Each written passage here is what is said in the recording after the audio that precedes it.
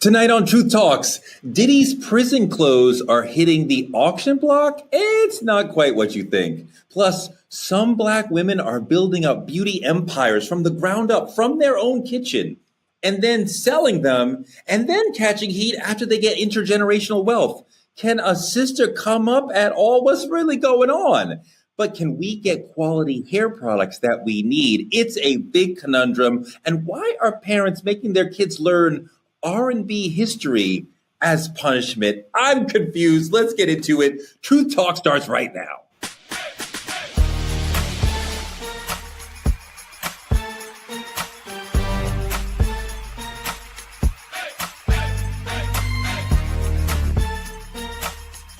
Are y'all ready to roll? Let's go. The crew is all here. You know her, you love her. Dr. Cheyenne Bryant, how are you, my sister? I'm doing amazing, Torrey. Feeling good about you today. So you'll be all right. Our special co-host this week, you've seen her on CNN, you've seen her on ABC Live, you've seen her in courtrooms across America. She's a civil rights attorney and a media powerhouse. Ariva Martin is back with us. Welcome. Oh boy, this is going to be a great show. So many topics that are hitting so close to home for me today. So we're about to have some fun on Truth Talks. Ariva, I went to 7-Eleven last night and this kid was sitting outside and he asked me to buy him a malt liquor because the store had banned him from buying even more malt liquor. And I said, sure. And we started talking. And now Dimitri Wiley is on the show. Welcome, Dimitri Wiley. I seen all of that coming. Oh, I hate you so bad. But it's a pleasure to be here. Dimitri, call me if you need some representation. I got please, you. Please, let's get him locked up. Defamation to me, possibly. Thank you. We'll see. Thank you. So look, let's go to our first topic in trending topics. Diddy's on trial for racketeering, but someone's paying big for his prison clothes? Really? You can't get the ones he's wearing now unless you go into the jail that he's in. But Diddy's prison costume from the fantastic 2001 film Monsters Ball recently went up for auction. The film was Diddy's second major film role. And in the film, which was very powerful, he plays a condemned man on death row. So we get to see him be marched to the death chamber. Dimitri, who would buy this? Do you think it's insensitive to auction that off right now while he may be about to get real prison clothes for a long time? First off, the irony is killing me right now. The idea that it's actually quite hilarious. I cannot make that up. But the problem is our generation, not even generation, our culture. Our culture is so quick to create merchandise out of pop culture. Like we turn anything into merchandise before we even lived it. We're finished living it in reality. Like it's insane. But I think that's just our generation's narrative for monetary gain, like how fast we fight for monetary gain. There's people who are going to pay a top dollar for these things. We've seen it with Michael Jackson. We've seen it with Kobe Bryant. You've seen it all over the place. And it'll continue. Ariva, does it sound kind of weird for people to want memorabilia of somebody, let's say somebody who has been indicted on something very serious? Obviously, very serious charges, Torrey, and we don't want to make light of it. But as Dimitri said, the irony is not lost on any of us. The fragility of fame and fortune. And although Diddy is not on death row, he is facing very serious charges that could, if he is convicted, he could spend the rest of his life in a prison cell. But let's face it, this is voyeurism at its highest, which is also ironic because there's so much about voyeurism in this trial. So, That was too much. That was too much. A little too much. Real Talks, of course, is brought to you by our friends at Hair Maniacs. Thank you so much for the support. Dr. B, can you imagine the sort of person who is saying, I want to own Diddy's prison clothes from that movie, which is only because he's going through what he's going through right now. If he was still running Bad Boy and everything was good, it's a completely different conversation. Why are we glamorizing crime? Why are we glamorizing domestic violence? Why are we glamorizing not Bad Boy, the record label, but the bad boy? Why is it that our community finds so much positivity in the criminal, in the bad guy, right? I think that's a problem. No, I wouldn't want to purchase something that represents something that P. Diddy has already done. People have their opinions about the racketeering, about the sex trafficking, but you can't have your opinion about the domestic violence. It's on tape and we've seen it. So again, I think the bigger question is, how do we shift our perception as a community from glamorizing these kind of offenses versus taking a stand and saying that, no, we don't support anything that's associated or connected to this? Because this is also a direct disrespect to the victims who are victims in this case. I just think this is bigger than mentioning off some of his items for a movie he was in. I think this is a bigger narrative that we, again, as the Black voice on shows like this, True Talk, are attempting to shift and change so that our people can see things differently. I'm not buying it. I get the question, but here's the thing. It turns into novelty at some point. It's just like Michael Jordan's first NBA jersey. It's novelty. They want it. You understand what I'm saying? But hold on, let me get Ariva in here because it's not like Michael Jordan's jersey. It would be like OJ's glove, right? And if we are okay with memorabilia from criminals, then fine. Let's call it that. But let's not act like this is equivalent to, I don't know, a Tally Berry's T-shirt from Monsters Ball. Ariva, go.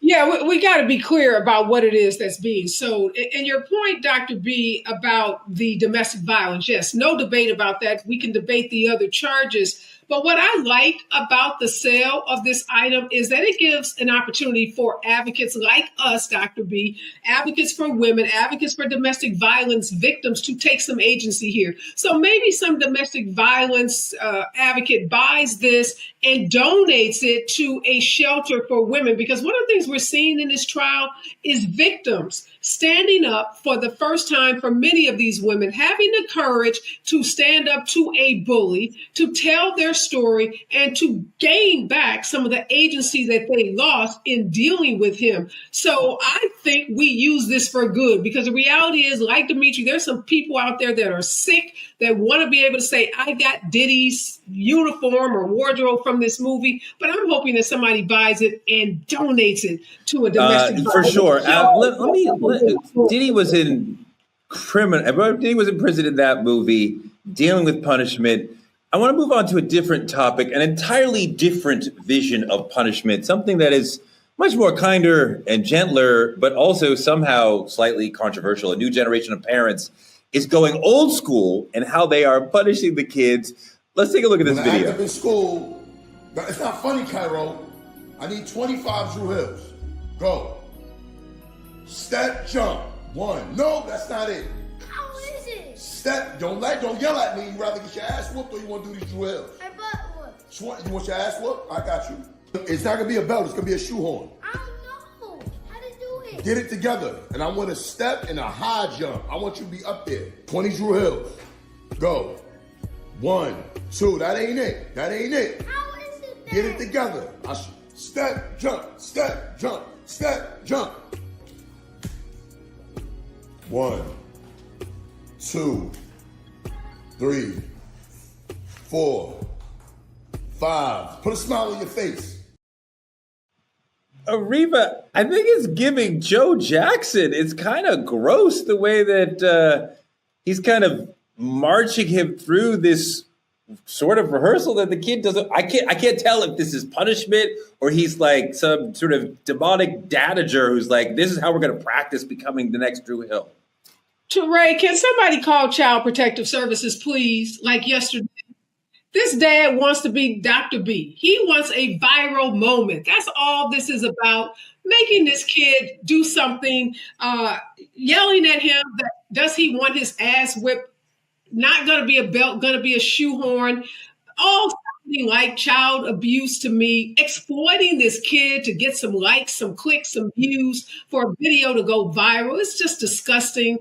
And parents who are doing this, you're on the internet. So the Child Protective Services, this video could get sent to a teacher, get sent to a mandatory reporter. Somebody watching this may be not calling Child Protective Services. You may get a knock on your door. So cut it out, Dad. Grow up.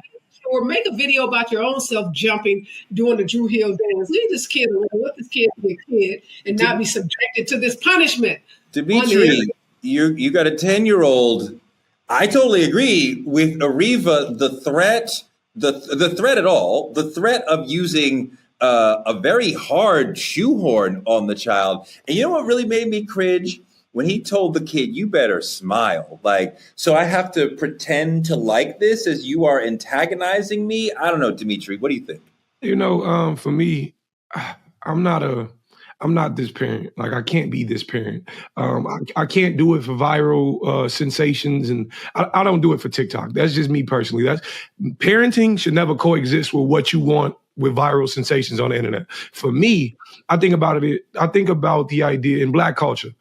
We know spanking slapping the kid on the hand ain't gonna get the job done, right? Sometimes we take a further extent, but we also understand the idea that what happens in your house should stay in your house. I ain't saying hit a kid with a shoehorn at all. What I'm saying is I do turn to alternative punishment when my son acts up in school, but you're supposed to be reading. You got extra homework today. You got this, you got that. I ain't saying hit your kid at all, but this is pure amusement for a parent and their followers and not at all being a good parent. It's terrible.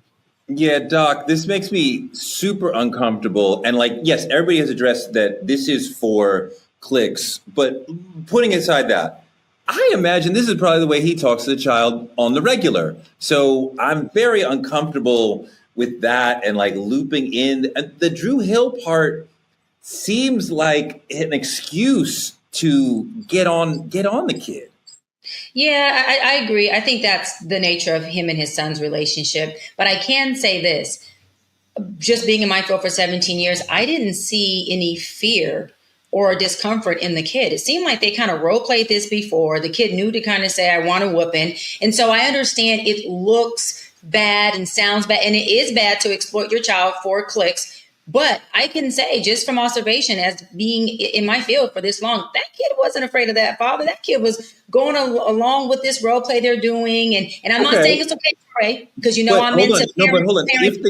If they are role playing, as you're saying, which I think you're probably right, they are putting on the internet a video where the kid is seemingly consenting to getting his ass beat. Like, there you go. Now that's the bigger problem I was getting into. I was going to say the role play part and having this parent-son relationship that they can play and be cool, and there's a safe space because it's aware this kid is not in fear for his life in this video. But the narrative, again, that we keep putting out to our Black community at the hands of our Black families is not the representation of Black families, at least not most of them.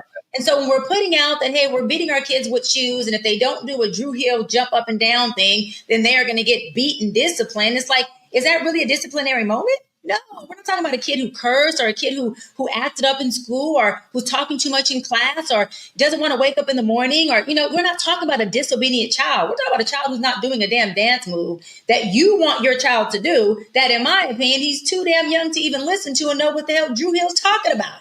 He's not even old enough to know or should be exposed to that language. And I love what Ariva said. She said, listen, it's you want someone to do this damn dance move? Dad, do a video of you doing it so you exploit yourself and get your own clickbait. Don't use your child as a way to build your own internet social media career. That is not cool.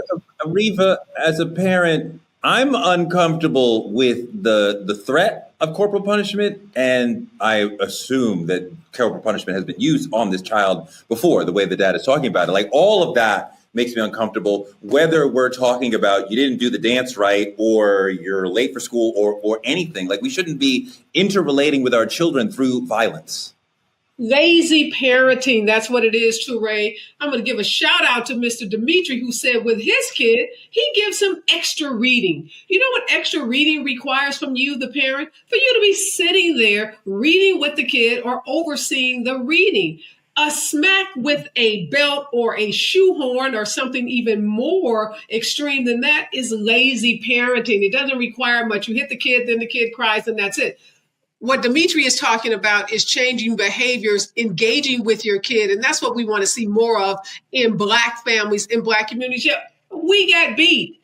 That shit was child abuse. Let's call it for what it was. It was not the right thing to do, but our parents perhaps didn't know better. But we know better now. When we know better, we got to do better. So let's read with our kids. Let's take our kids to a museum. Let's take them to the park. Let's do something that engages with that child. and stop using corporal punishment because it doesn't help the kid. They're going to end up in Dr. B's office talking about the trauma that they experienced as children that carries over into adulthood. So, Reba, I love that you said that. I want to add one thing that a lot of Black folk would respond to you saying, well, in the Bible, it says, spoil the rod, spare the rod, spoil the child. And I have talked to an academic expert on this issue who's saying, we are completely misunderstanding what that means. The rod was something that an elder would have to represent that they have wisdom. And you would never strike another person with that rod. So what they were actually saying is if you don't share knowledge and wisdom with children, then you will lose them. Then we will ruin them. Then we will not do the best we can for them. This is coming from another language, right? So we can't have a literal translation, but the Bible is saying share knowledge with children. It is not saying you got to hit them. That is not quality parenting when we hit the children. And Torre, we have a lot of knowledgeable kids and adolescents in this new culture. And we have a lot of gentle parents, and these kids are just a complete disaster. These kids don't seem to be doing too well. I got my ass whooped. I don't call it abuse. So I'm going to push back on that. And hey, I'm going to toot my own horn very, very humbly. It worked for me. I don't believe in gentle parenting. I don't believe in abuse. But the Bible also says an undisciplined child is an unloved child. I have felt and still feel at 42 damn loved because my parents took their time to pay enough attention to discipline me and to explain to me why they were doing it. So these knowledgeable, know-it-all kids you're talking about today, they have a lot of narcissistic, all about me mindsets. It doesn't seem like that knowledge is working because they're not implementing it. Sometimes kids need discipline that go past sitting down and having a conversation. There's all sorts of ways you can discipline your kids, but you don't have to use physical punishment to discipline your kids. Nobody on this show is saying that discipline isn't appropriate. Yes, we all agree that kids need structure, they need discipline, but using physical punishment for kids is not, and there's so many studies that talk about this, is not the way that you change behaviors in children. All you're doing is creating more violent children. They then violence because when we are violent toward the children, they go into fear, they go into freeze. You do not learn when you are in fear or freeze mode. You learn maybe how to make your attacker stop attacking you, but you're not actually learning. So we really shouldn't be putting that into our children, into our homes. What you and Reba are talking about is abuse. You're right. It does not work. It shocks your nervous system. It shuts the child down. They can't be receptive to information. What I'm talking about is discipline. Those are two different things. Popping someone on the hand or telling somebody on the bottom on the leg, that is not abuse. That is called discipline. There's studies that also show, do your research, that gentle parenting is not working. Kids are becoming abusive towards their parents. They're starting to take control over the household, and they're starting to parent themselves. We need to do a show on that where we pick up the stats. The things you're talking about, the goal is to inflict pain. The relationship between parent and child should not and does not need to include physical pain. We can talk to them and explain to them what we need to explain to them. But if you need pain to get your message across, you are not doing effective parenting. And Torre, if you tell your kids to do something and they do to you, that means the discipline that you're doing isn't working. As a parent, I know sometimes you tell the child to do something and they don't do it. And that happens. And that is fine. We are going to talk about it, but that happens. You can't just teach them every time that you don't do what you're telling you. It's not a game of time. Parenting is not a game of time, it says. Your boundaries are not working. Your disciplinary tactics are not working. That means you have to change something up. Doing the same thing with no result or the same result is called insanity. Don't teach your kids to do that. Teach them how to have boundaries, how to be obedient and disciplined. Go ahead, Ariva. My bad. You keep introducing this concept of gentle parenting, and no one has said that is the only way to discipline children. There is no study that shows smacking the kid on the back of their hands is going to be more effective than sitting down, talking with that child about the behavior that they engaged in, and then coming up with some ways to change that behavior. There are all kinds of studies that talk about the use of violence toward children. There are no positive outcomes. Hitting, okay, I won't use the word beating because then you'll say you're not advocating for violence is not discipline, that's abuse. But even smacking a kid on the hand is a form of violence, and you're teaching kids that you can resolve conflicts. You can That's not resolve violence or abuse. I hear you, sis. I respect it, but I push back. Smacking a child on the hand is not violence, and that is not abuse. I hear you. I respect it, but I push back. That is not violence. That is not abuse. I just want to say, if it was me, smacking the kid on the hand has any impact on changing their behavior. If it was me in 2005, 6, 7, 8, 9, and 10, if my mom came to me and she said, you either gonna do this Drew Hill or get this ass whooping, I'd have did that Drew Hill all day long. That's all I'm saying. If this guy was not posting this on the internet, we would not call this terrible parenting. That's all I'm saying. If it wasn't on the internet and he wasn't hitting the kid, we wouldn't call it terrible parenting. We would have did them Drew Hills, but that's just me. It is definitely okay in many households where it is very productive to not discipline, not be violent, but to have a smack on the hand, which is called physical discipline, and it has worked. I don't know what working means. Every time you are violent to the children, that is not working.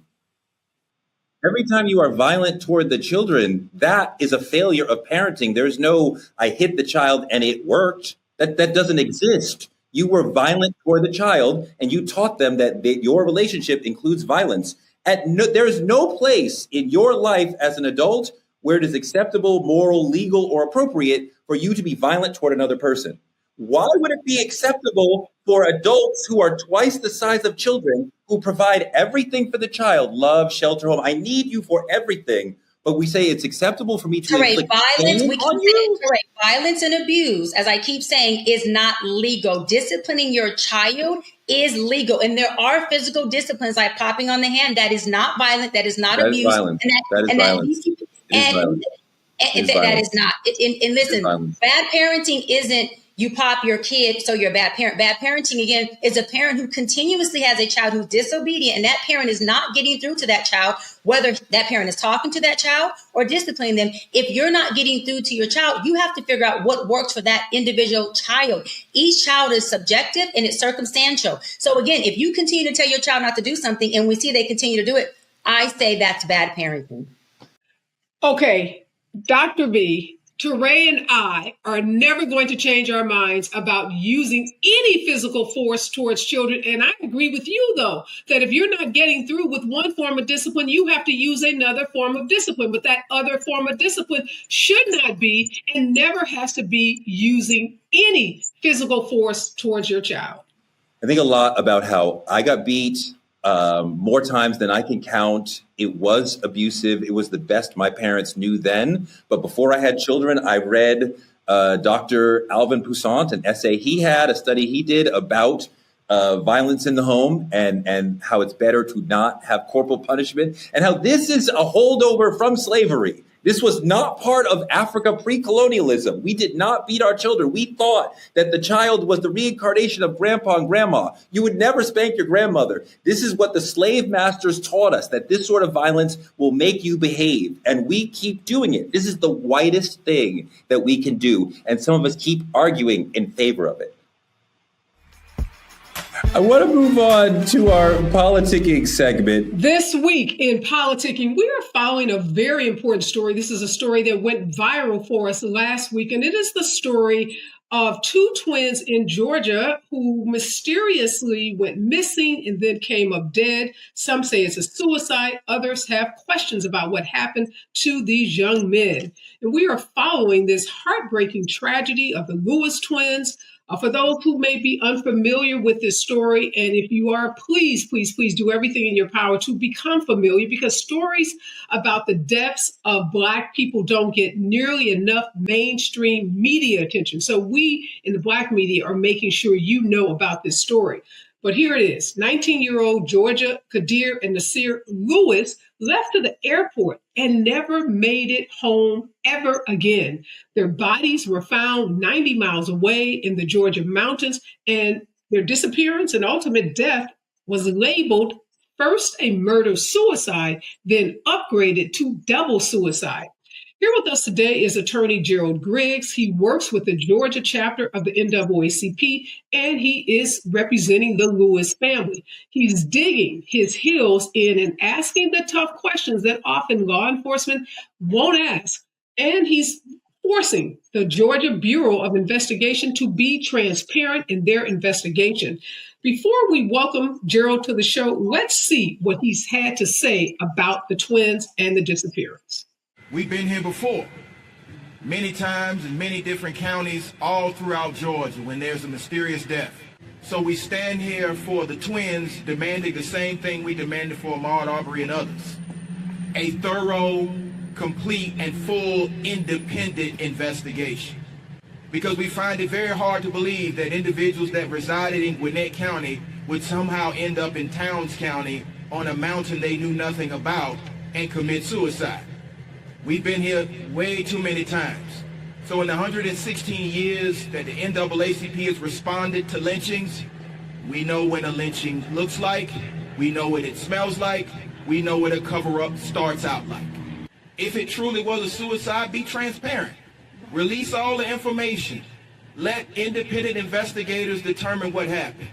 But if it's a cover-up, keep covering up, because the eyes of the world are on this case. We are so honored today to welcome famed civil rights attorney and president of the Georgia NAACP, Gerald Griggs, to the show. Just want to, first of all, as a fellow civil rights attorney, say to you, thank you, Gerald, for taking this case on, for shining a light on it, and making stories like this, stories involving Black people, making this story so prominent. Let me ask you, we have all expressed so much empathy and sympathy for this family. How is the family doing right now? Well, they're in a difficult position right now because they don't have answers to what happened. The GBI is not being as transparent as it should be. And that's why we at the Georgia NAACP through the Gwinnett County branch are pushing for them to release the entire case file, because we don't believe that this was simply a double suicide.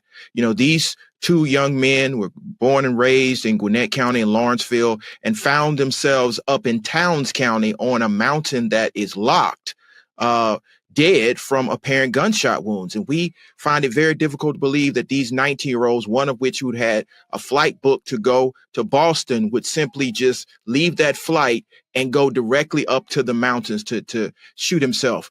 So we want to have answers. We've seen some of the pictures that were released by the firefighter, unfortunately were released, and we see that there are some grave concerns. So one, we want the GBI to release the entire file.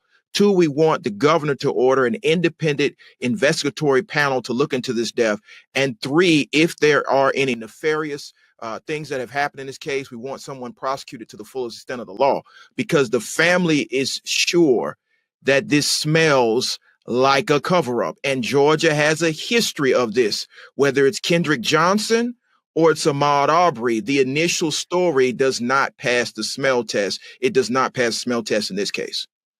And we know, Gerald, you've been involved with high-profile cases like the Ahmaud Arbery case and others. Why is it, though, that it takes so much, such a Herculean effort to get the media to focus on these cases when the victims in this case are Black people? Well, the media doesn't focus on Black people when we need help. And so that's why it's incumbent upon platforms like this, Black media, to push the narrative. We have to look no further than Emmett Till. It took Black people exposing that atrocity to get the attention of the world. And so we must do it in this case. Back to what we saw in Scintilla Shores, that initial story was he was a burglar. It wasn't until the entire world saw the video that we started to get the truth. So in this particular case, we find it very difficult to believe that two 19-year-olds would travel 90 miles to a remote mountain in Towns County, the Pine Mountain in Hiawassee, where they've never been before, behind the locked gate, and execute themselves. That does not pass the smell test. So to answer your question, the media sometimes is not concerned enough about the loss of Black life. And that's why it's incumbent upon the Black community to show that concern. And we know Dimitri said on the show before that when it is a mysterious Black death, we rarely get justice. We get stories, we get cover-ups. And so oftentimes it's the family having to hire a private attorney like you. It's the NAACP and it's private investigators that do that work to uncover what actually happened. Can you tell us in this case, Is there a private investigator working with your firm or with the NAACP or the family to try to get to some of the details that are important to this case? So, yes, we have our legal redress committee that's already investigating this case with other lawyers and investigators, but we need the investigatory file. And many times that's the holdup. When you have government entities that go ahead and rule something a double suicide, but then don't release the information so that we can do a thorough investigation. We found out from the family just a few days ago that many times in the investigation, they didn't pull all of the video. You know, Georgia's equipped with Georgia Department of Transportation cameras, flock cameras, and of course you have the gas station surveillance cameras. So there should be a trail, an electronic trail that follows them all the way up to the mountain. We need to all that to be released so we can do a thorough independent investigation. But yes, we have investigators and attorneys on standby. And we must remember that in all of these cases, this is the purpose of the NAACP. One, Ida B. Wells was a prolific journalist of lynchings. And so we have to be the ones to investigate these mysterious deaths as we've done for 116 years. I'm curious, Gerald, what information, if any, has the GBI given to the family that substantiates in the first place that these were suicides? None. Absolutely none. And so that's the issue, the transparency, the accountability. If the GBI is truly an independent investigatory arm, let the family see all the evidence. Don't release statements to the press and then say, oh, by the way, the case is not closed, so we haven't turned anything over yet. And that's my issue with the GBI. I take that very seriously. If you're going to be an independent investigatory arm, you need to be transparent. So Dr. B is not only the president of the NAACP in Los Angeles, she's also a psychologist. So Dr. B, weigh in on this story, because if this is suicide, ultimately, if that's where the facts lead us, how difficult is this going to be for the family to accept that both their sons committed suicide? And then what should we as a community do to help this family? Yeah, Reva, I love that you mentioned suicide, because what stuck out to me that you said, Gerald, is for them to release information so that the independent investigators can take over and do a proper deep dive at investigating whether or not this is what it is. We know that law enforcement has been known for keeping information and prominent evidence from us, meaning the Black community, NAACP, so that we are unable to dive deeper into that. But to answer your question, Ariva, suicide is something that is again, it affects everyone, not just the folks who unfortunately take their life, but it affects the families long term. But then what we all tend to forget is that in addition to the families being affected, there is a community that look like us on here that do and are affected by every time somebody in our Black community commits suicide. We are all affected. It affects all of us as a community. It also puts all of us, I talk about secondary trauma all the time. It puts us in a place of having to experience and hear and see and be a part of secondary trauma. The third thing is called learned behavior. It teaches a really false narrative to our community, especially our Black boys. It teaches them that when times get hard, that suicide is a proper and okay way out, when it's not. It also continues to push the narrative that asking for help is weak, and that there is no help, and that that folks are not going to show up for you and help you process through this weight that you are carrying. And so when we look at it from a collective perspective, all of us are affected. And land on this. Suicide used to be a white thing, and I am at no way condoning suicide, because mental health is a human right. It's not a race right, it's a human right. But the fact that it is at an all-time high within the Black male community is heartbreaking, it's disheartening, and we do have to do much more as a community by standing up, by asking questions, by checking in with our brothers. By the way, this month, June, is Men's Mental Health Month. Why are we not bringing more awareness to Men's Mental Health Month? Why are we not making sure we're checking in with folks, especially our Black men, and saying, bro, are you okay? Do you need anything? What resources do you need? And really quick, when someone says they're not okay and we see the signs, when someone says they are okay and we see the signs that they're not, it is our responsibility as parents, as loved ones, and as community leaders to take that extra step to say, you don't seem to be all right. So I want to make sure I personally do a wellness check. I make a phone call to do a wellness check, and or I give you the proper, necessary resources to make sure that you really are okay. No, that's great advice. And thank you for reminding us that June is Male Mental Health Month. And we know in the Black community, it is taboo, too much negative stigma around talking about mental health issues. I do want to go back, though, Gerald, to the investigation, because there is some public information out there floating around on the internet that the twins Googled suicide and had bullets sent to their home. Have you been able to verify that? Is that just disinformation on the internet, or are you familiar with that? Help us understand what's going on with that information. And so that's what I mean by the GBI not being transparent.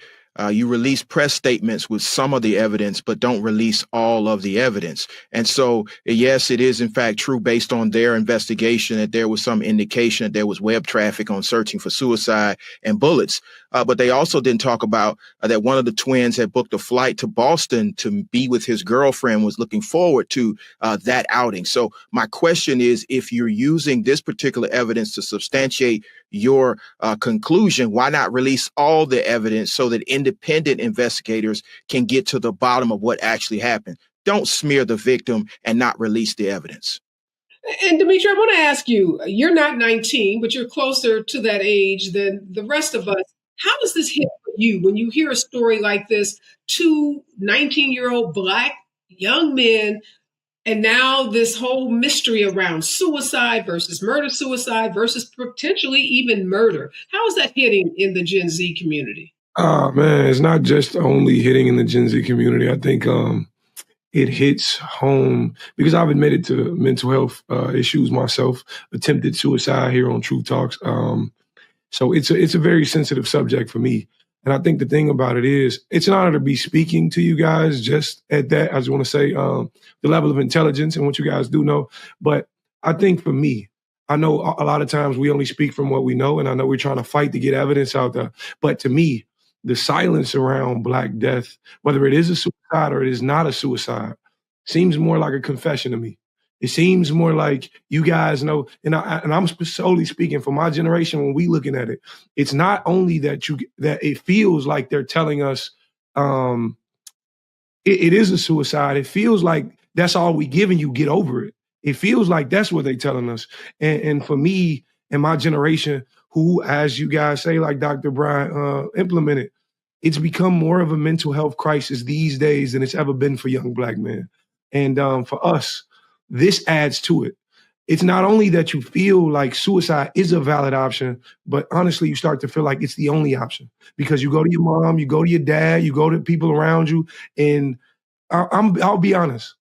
Excuse me for, getting a little emotional about it, but when you living in a space like that, and let's just say hypothetically, this was a suicide for these kids. That's not to my belief, but if we speaking on suicide, when you living in a space like that, even the slightest no can push you over the edge. Even the slightest, the slightest turn of what you needed. You may have just needed a hug, and not having that at that moment would push you towards that. And I'm solely speaking that because I'm hosting a few mental health events for young men here in Chicago. It's super, super personal to me. And this specific topic hits home. And I thank you for everything you guys are doing, especially surrounding this case in terms of bringing awareness to it. So thank you guys so much. Thank you so much, Dimitri, for sharing, being honest, because we can't heal what we don't acknowledge. And acknowledging that mental health issues exist in our community is definitely the first step towards healing. I do want to, Gerald, before we let you go, just ask, what do you think the GBI is hiding? We know that these investigatory bodies want to quickly close these cases, particularly when they start to get some media heat and when they see big time, big dog lawyers like you get involved. They want to shut this down as quickly as possible. But do you think this could be some kind of, white supremacist that's out, some kind of hate crime? Like what do you think could be behind the cover-up? Not sure. And that's one of the main questions we want answered, because we do know there's a heightened climate of racial insecurity in this country, but particularly in this state, especially in that particular region of the state. And so we just want to make sure that there was no involvement of any of the known hate groups that are in this state, of the known white supremacist groups in this state, that there's no indication as any racial animus or attack that happened. You can't just close the book and say, oh, it was a double suicide, when y'all thought it was a murder suicide from the very beginning. And so it's a lot of unanswered questions, which transparency from the GBI and an independent investigation can dispel. But Georgia has a long history of trying to sweep things under the rug. And we at the Georgia NAACP say, not on our watch, be transparent, release the entire file, and let the independent investigator determine what happened. So, Gerald, obviously, we don't have any more information than what has been provided from the GBI and what we've heard from you. But if this is a murder, walk us through what happens next. What happens next is it should go to the district attorney's office up there in Towns County in the judicial circuit there. And there should be another thorough investigation and a presentment to the grand jury, an indictment and a trial. But our hope right now is that we don't have to escalate this any further, because Georgia does have a mechanism where private citizens can bring forth a judicial investigation through a warrant application hearing. That's why we need the evidence, because, again, we only trust law enforcement as far as we can verify. And in this particular case, after 20 years of practicing law, I find it very difficult to believe that two 19-year-olds who know nothing about Pine Mountain would drive up a dark, winding road through a gate up to the mountains and kill themselves in a way where their bodies were placed in a way that the family believes was a sacrifice. And so there are a lot of facts that are starting to come out. Namely, both of them weren't the best of drivers. They get lost with directions and all these things, typically don't drive that far, and already had plans to go to Boston. So there are some serious concerns about what may or may not have happened. And that's why the family is pushing through the NAACP and all of their supporters for the GBI to be transparent. And the message to the GBI is this: if you have nothing to hide, why would you conclude the case as a double suicide but not release the file? Yeah. Well, I can tell you with 100% certainty, we are feeling so much better having had this conversation with you, Gerald. This is a difficult case. It's a difficult case for our community, for our young people. But knowing that the NAACP of Georgia is on the case, knowing that you are on the case, give us hope that we are going to get to the bottom of this. We're going to find out what happened to these two young men. We're going to hold anyone accountable that had anything to do with the deaths of these two young men. We are going to stay on this story. It's an important story for our community. It's an important story for this show. But tell us, Gerald, before we let you go, what can we do? Is there a GoFundMe account? Is there a letter writing campaign? Are there calls that we need to make to the GBI? What can we do as a community to support you and to support this family? All of those things. The family has set up a GoFundMe to support this case. The NAACP is calling on everybody concerned, both in the state of Georgia and outside, to put pressure on the GBI to be transparent and release the file.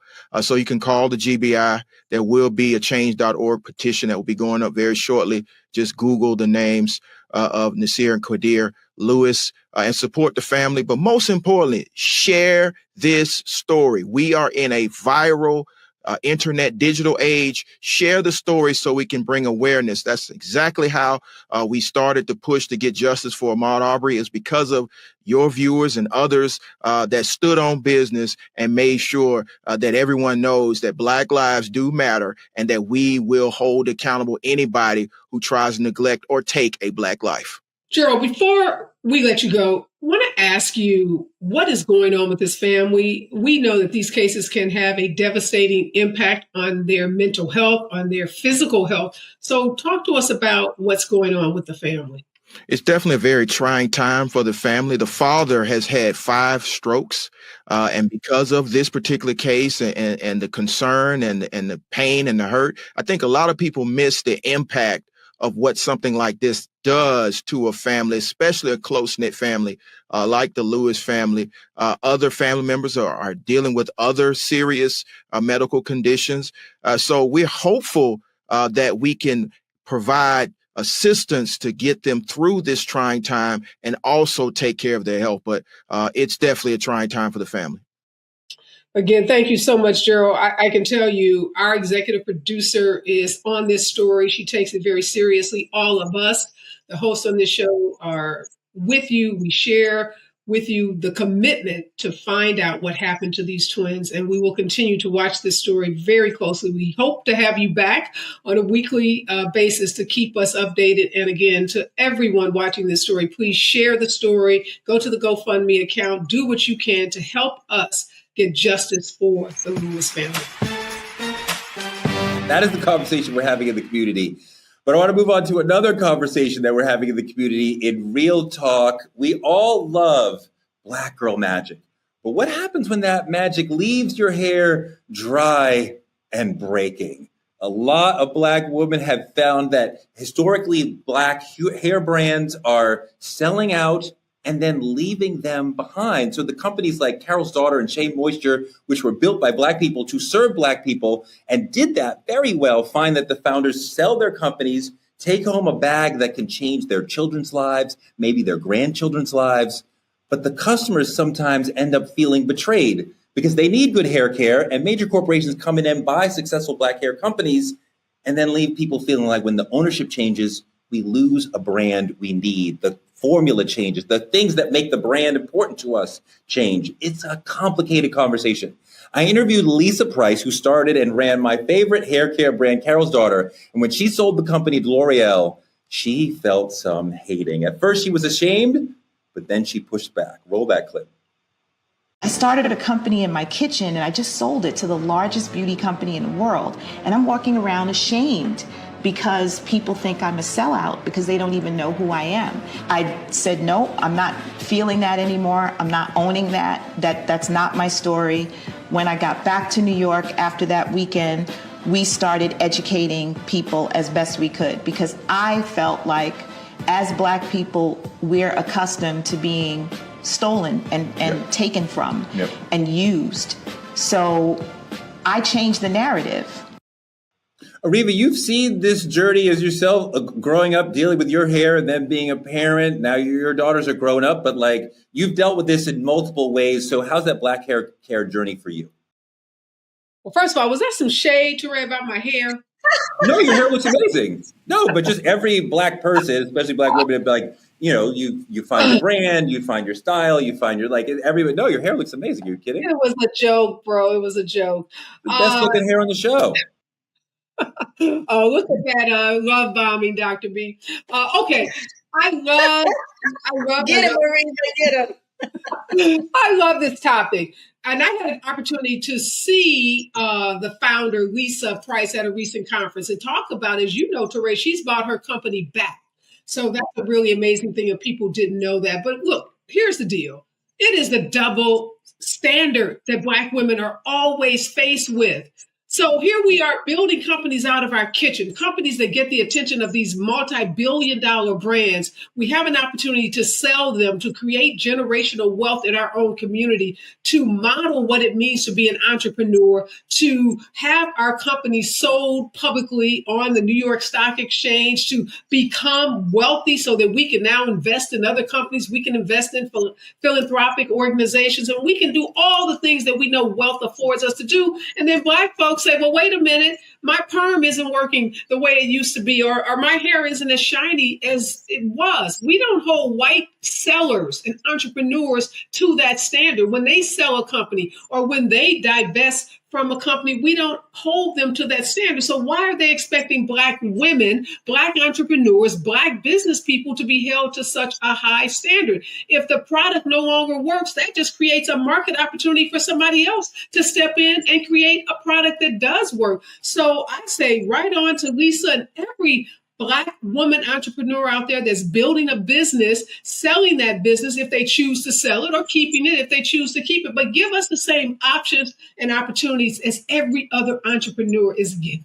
given I in the want you to go a little deeper on that because you owned and operated a very well-known law firm, and lots of people were like, "Wow, that is so inspiring that this sister owns and runs this law firm, and maybe I can do that one day." I'm sure you've advised people in this space era. So there's Ariva who owns this thing and is an inspiration and a beacon to adults and children. But then you want to change your family's life, your grandchildren's life, and you want to sell the thing and realize the value. Both things are valid choices, but like there is a value to the community in being seen as owning something. Oh, I totally agree with you. And there is a value in creating those intergenerational businesses and passing down a business, whether it's a law firm, a bank, or a hair care company.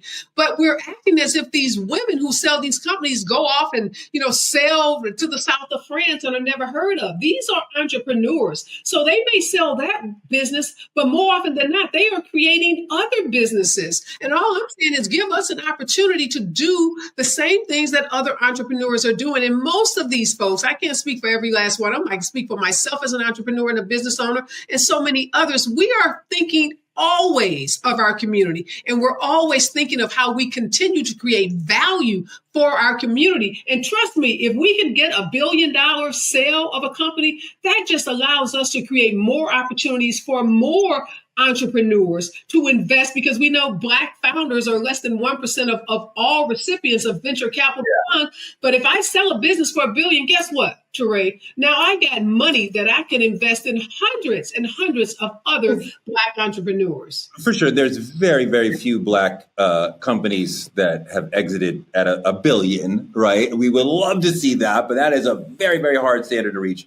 But Dimitri, she makes a great point.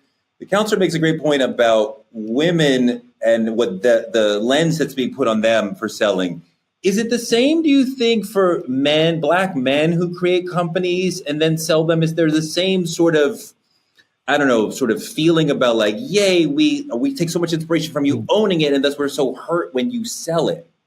I don't think it's the same standard for men and women. Just based on how our culture looks at it, we are always a lot harder on women when women want to be entrepreneurs and they do the correct entrepreneurial thing. It's actually quite amazing to me that we're this way. Maybe it's probably because men pay less attention to the actual ownership. Like we support things and we don't care who owns it. We don't know who owns it. But the thing about it is, I think what's interesting to note about this whole thing to me, because I'm with Ms. Martin for sure.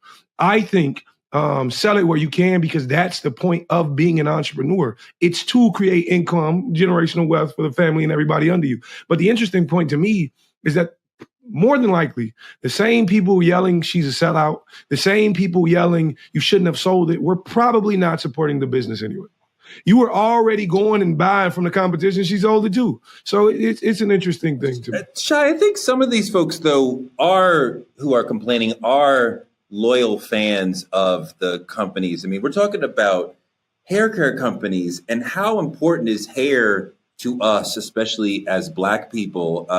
How important is our hair looking good to us? And traditional manufacturers are not really checking for us. So when we have the Carol's Daughters and the Shea Moistures and other people, Hair Magic, who are like here to help us and like want to be there for us, like we love them. We need these companies to be there for us. When you sell the company, after you've created this great relationship with the people, your customers who are like, especially for hair care, we need you. Do you not still have a responsibility to them? To the brand will still be there for them. I want to roll a video that speaks to that and then talk about it. Their hair once gave bounce, body. My edges were thinning out. It's like clumps coming out. And suddenly they were pulling up to the scene with their ceiling missing. I was in denial. I'm like, it can't be Mael. It's everywhere on social media. Because my hair in the front was just falling out. Ruined my hair. You heard me. Mael Organics hit with claim after claim recently on social media. Customers saying that some products were turning them into bald head skittle diddles. A lot of these products, especially when they have fragrances, can be really damaging for Black hair. So I mean, when we're getting a Black hair product that is meant for us, where they're putting in who knows what kind of chemicals and people's hair is falling out. And I've heard many other stories like those stories. That's a very, how do we even trust the market? I think we're mixing apples and oranges. Thank you, Dr. B, for introducing the concept of for-profit. So two types of companies, for-profit and nonprofit. Nonprofit on a mission to do something, save the world, save whales, cure cancer. For-profit, make money. So if that product now is damaging your hair, give a lawyer a call, because that's called a lawsuit. That's called a products liability lawsuit. That's not a Black founder shouldn't sell her business issue. That Black founder was in a for-profit company. She did what a for-profit company should do, which is maximize profits.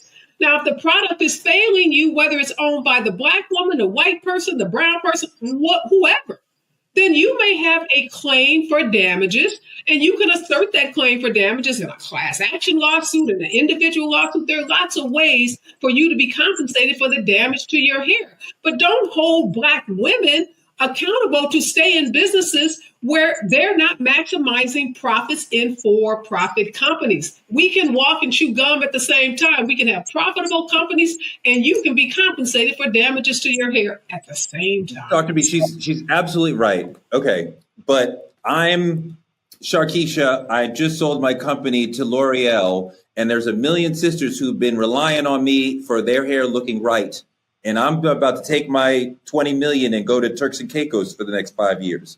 But is it okay for me to leave those million sisters who've been relying on me for their hair and say, well, I don't know what this big hair care brand is, what L'Oreal's going to put in here.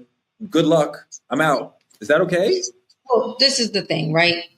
Once L'Oreal purchases that business, that is L'Oreal's responsibility.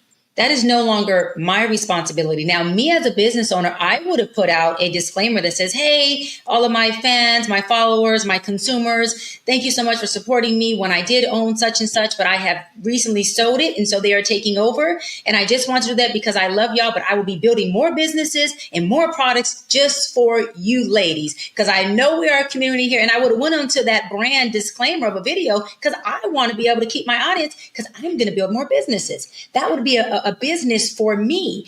But I do believe that once it's sold, like once I buy my Bentley off the car lot, is mine. I'm not going to go back and say, hey, by the way, guess what? Unless they say there's been a defect, or hey, we found that in the year of 2010 there's an auto defect. But L'Oreal owns it. That's why contracts. We have attorney on it. That's why contracts and agreements are made, Torre, so that we know the person who owns it is responsible for what comes next. But I do want to input this. Yes, as an owner who previously owned it, this is just me personally, because I love my community. I love my clients and my consumers. I would have said previously, I'm selling it. Love y'all. Thank you for the support. This person is owning it now. Go on and do that over there. But your example calls itself out. If you buy a Tesla and something goes wrong with the Tesla and it's their fault, you didn't get into an accident, you can go back to Tesla and they'll fix it. They may even call you or email you and say, something's wrong with the car, bring it back, we'll fix it, right? Everybody does that.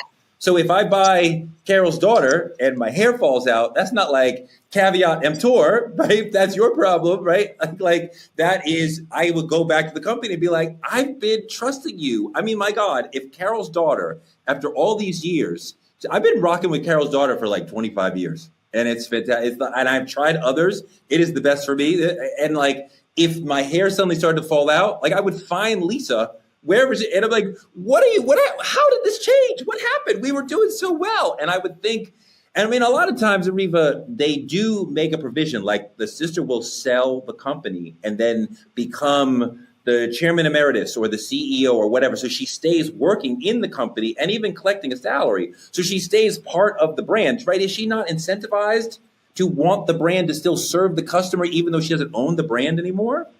I think she does. And I think to the point that Dr. B is making, that the best owner that sells may be able to do is to tell their audience, to tell their clients that they are moving on. And in your example, sometimes they do stay on with the bigger company. They get a position as CEO or product manager or some position. And many of them will try to keep the product, the fidelity of the product in place. But again, big business steps in. So if L'Oreal says to Lisa, yeah, you were using this product, but for financial reasons, we are going to change this formula. Lisa may be limited in her ability to force L'Oreal to use the same products that she was using. And that's why I think Lisa and some of these other folks end up buying their company back. Maybe they don't like the way the big company has changed their brand. But again, putting all this on the backs of Black women, where's their incentives for us to go out and build big companies if we can never sell that company out of fear of being called a sellout?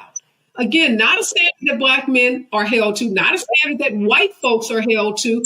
I say support those Black owners when they sell those companies. Trust that they have our backs, that they're going to do something with that money that continues to enhance and make our communities better. But don't shackle them with these unrealistic expectations. They are not martyrs. They are business women. Give us respect. We're business people. Dimitri, you have no hair. That's the question. No, I'm kidding. But no, Ariva makes an amazing point that there is a business legal aspect to this, and then there's a cultural aspect to this. And the reason why these brands succeed is because they become beloved by us. We tell our friends, yo, my hair looks good because of such and such. And then they start wearing, right? So it matters to us in the community. I started using Carol's Daughter because I saw an ad that said Will Smith and Jada Pinkett Smith had invested in the brand. And I'm like, well, Jada must know. I can't take a better recommendation on it than Jada, at least Jada then. This is way before Chris Rock, Dimitri. But talk about that problem for a founder that we create this deep relationship with the Black community, but then there's this legal and business aspect of like, but I'm here to sell. Yeah, it's absolutely a double standard that only our culture enforces on entrepreneurs. Only our culture forces on other people. I think the thing about it is, for me, it's all about how you view it internally. As a business owner, am I here? Did I create this product for my culture, or did I create this product to actually make money? And if the goal internally is saying, I did this to make money, I did this for my child, for generational wealth, I don't care how they change the formula, then you understand what side of the table you actually sit on. But for those who actually care more about what the product brings to the culture and how many people use it and how many people rely on them, then those people are less to sell. Honestly, it's an internal battle that these owners must go through. And there's honestly I'm sure you can work it out contractually, like in the contract. But there's ways you may be able to save the culture's face in it. But honestly, when you sell the business, you sell the product, which in turn changes the message. And honestly, a lot of time the message is all we have. This is not just about selling out like we've been talking about. This is also about protecting our health. Some of these lawsuits are speaking to L'Oreal, Revlon, Dark and Lovely, Cream of Nature, like the brands that we have loved and cherished for a long time. So when you hear about these reports about these potential harmful ingredients being put in these relaxers for decades, back even when Dark and Lovely was owned by a Black-owned company, Carson Products, I mean, if even Black founders are creating products that can be dangerous, does it even matter who we buy them from? That's the $1 million point you're making right here, Teray. It doesn't matter what the color of the owner is. If anybody is putting chemicals in hair care products that are harmful to us, that cause cancer, they need to be held accountable. I don't care what your race is. I'm not going to ride for a Black owner that uses chemicals that are bad for us. We all have the right to purchase products. We all should be able to go into a store, buy a product that's safe, that doesn't cause cancer, that doesn't cause any harm to our bodies. And we should be speaking out against these companies, even those that we love, if they're poisoning us. I'm thinking of every relaxer I've ever gotten as a child. And I got a whole lot of relaxers. And if you are a Black woman, you probably have had a relaxer put in your hair at some point, even during pregnancy. I probably had relaxers when I was pregnant with one or more of my children. So it makes me very upset, very angry to learn that those products that we trusted, those Black hairstylists who were buying those products, making these companies millions and millions of dollars, they were putting us at risk. And now we find out 10 years later, 20 years later, that we may be more susceptible to cancer because we were relaxing our hair. So yes, sue them. Get every dime you can out of them. It's not going to prevent the cancer, but it might provide you some much needed compensation to help you get needed cancer treatment or to deal with some of the damages you suffer if you are one of those individuals that got relaxers and now you find yourself with some kind of cancer. Doc, how do we know what we can feel good about using when, as you said, even some Black companies are putting dangerous things in our hair care? Like, I would assume if it's Black owned, that means that they're thinking about us and we can trust them. And we know from the data that that's not always true. So then what do we do?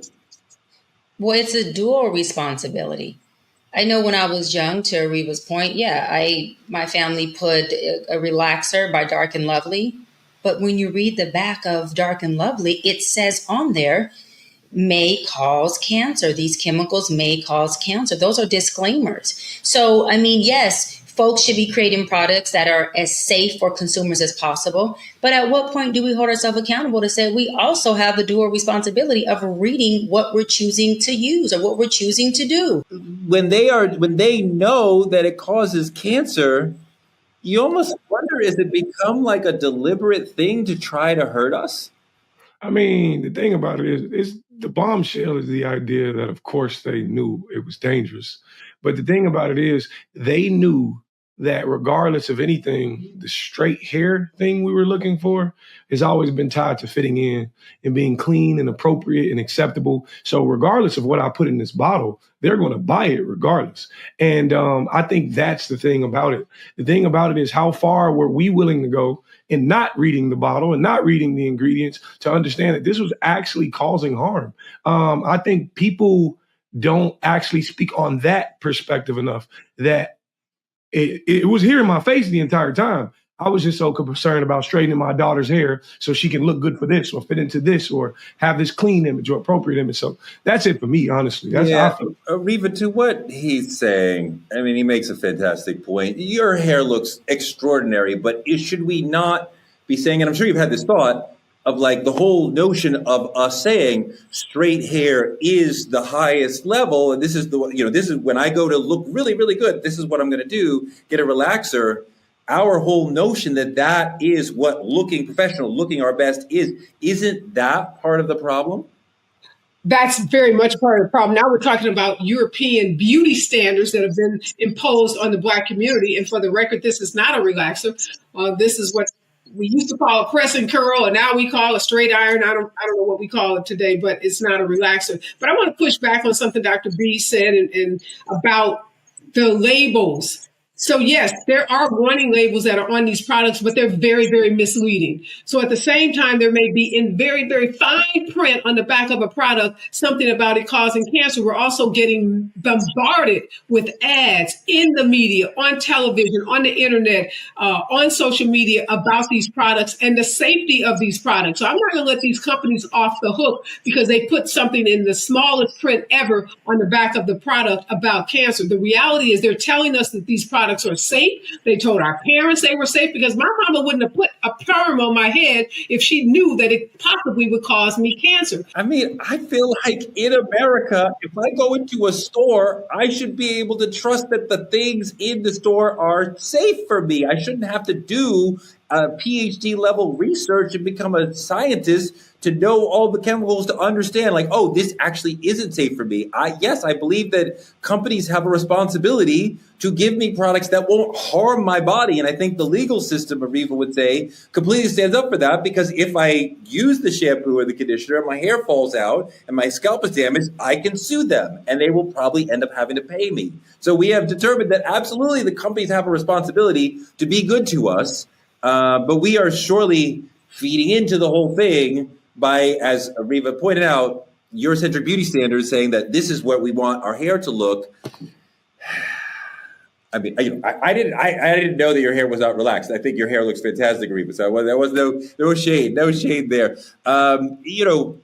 There is the opportunity to use natural products and things without fragrance and things without certain chemicals. And there are brands you can buy where you can customize what goes into the bottle, and you can say, okay, I don't want that. So then it is even perhaps safer for you.